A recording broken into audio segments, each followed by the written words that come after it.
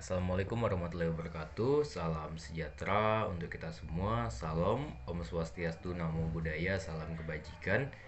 Perkenalkan, saya Yuda Arwinata, mahasiswa Universitas Negeri Padang yang saat ini pertukaran ke Universitas Negeri Manado. Eh, Baiklah, di sini saya akan menjawab pertanyaan nomor 2, yaitu bagaimana cara menggunakan media pembelajaran yang saya pilih disertai kelebihan dan kekurangannya. Kita akan mulai dari cara menggunakan peta digital.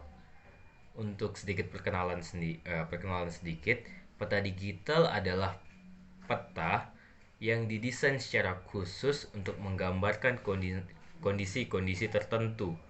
Misalnya, jika kita bicara mengenai persebaran peninggalan sejarah yang ada di suatu wilayah, sebut saja Sumatera Barat, maka di peta digital itu akan menampilkan simbol-simbol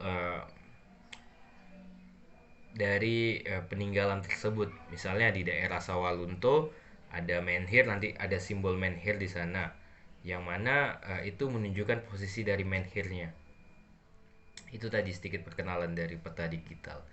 Peta digital sendiri hadir sebagai solusi alternatif dari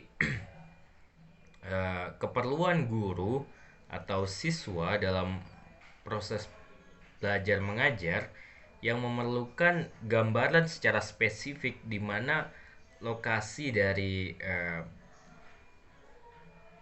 apa yang dia bicarakan itu berada gitu. Misalnya dia bicarakan mengenai peninggalan prasejarah, maka dia bisa tahu di mana lokasi tersebut yang ditunjukkan dengan peta. Uh, Peta digital, ya ini kita langsung masuk pada pertanyaan pertama tadi mengenai bagaimana cara penggunaannya. Untuk cara penggunaan peta digital sendiri sebenarnya cukup mudah, dan saya yakin guru-guru sekarang juga sudah mulai terbiasa dengan namanya teknologi. Peta digital nanti umumnya disimpan dalam format PDF uh, yang sudah jadi ya tentunya.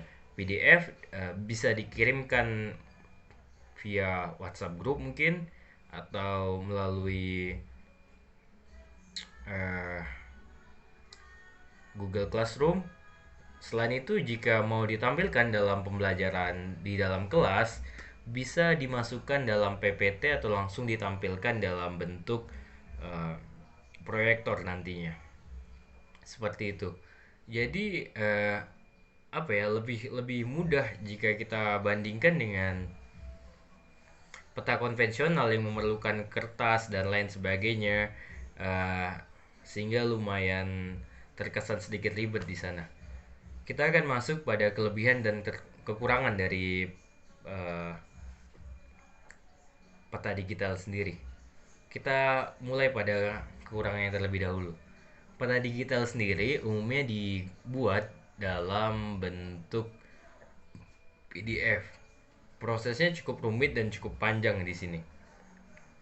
Untuk pembuatannya sendiri memerlukan beberapa aplikasi seperti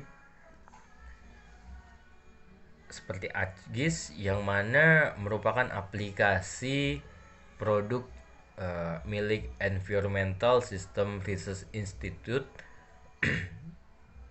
yang mana dapat menunjang pengolahan data spesifik dalam proses pemetaan berbasis digital, yaitu dalam bentuk ArcMap. Dengan ArcMap kita bisa memasukkan data, mengelola data, menganalisis data, dan menentukan desain peta dari data yang sudah didapatkan. Untuk orang yang baru pertama kali menggunakan aplikasi ini barangkali akan cukup kesulitan. Kenapa? Karena pada proses penginputan data, habis itu pada proses pengelolaannya, bahkan pada proses akhir yaitu menjadikan sebuah peta yang diinginkan, itu memerlukan waktu yang relatif lama jika kita tidak terbiasa. Tapi sekali lagi ditekankan bahwa ini tergantung sama seberapa cakap kita dalam menggunakan aplikasi tersebut. Itu tadi kekurangannya. Selanjutnya, karena ini berbasis digital, maka akan sangat apa namanya, akan sangat tergantung dengan yang namanya akses listrik di suatu wilayah, jaringan internet dan lain sebagainya. Jika di suatu wilayah tidak menyediakan akses internet dengan baik serta jaringan listrik yang memadai, maka kemungkinan kecil peta digital dapat dihadirkan dalam kelas, sehingga peta konvensional menjadi opsi terbaik untuk menggambarkan ruang dalam pembelajaran sejarah. Kekurangannya lagi, untuk beberapa item di sana, uh, karena ini apa namanya, uh, hasil kreasi kita sendiri, maka perlu adanya yang namanya pembelajaran di awal mengenai arti-arti dari simbol-simbol yang dipakai. Seperti itu. Misalnya di sini tadi ada simbol untuk menhir ya. Untuk menhir sendiri itu umumnya tidak ada dalam peta konvensional, tetapi dihadirkan sehingga perlu adanya penjelasan lebih lanjut untuk hal itu. Mungkin untuk kekurangannya cukup sampai di situ. Selanjutnya kita bicara masalah kelebihan dari media ini. Media kelebihan dari peta digital sebagai media pembelajaran sejarah.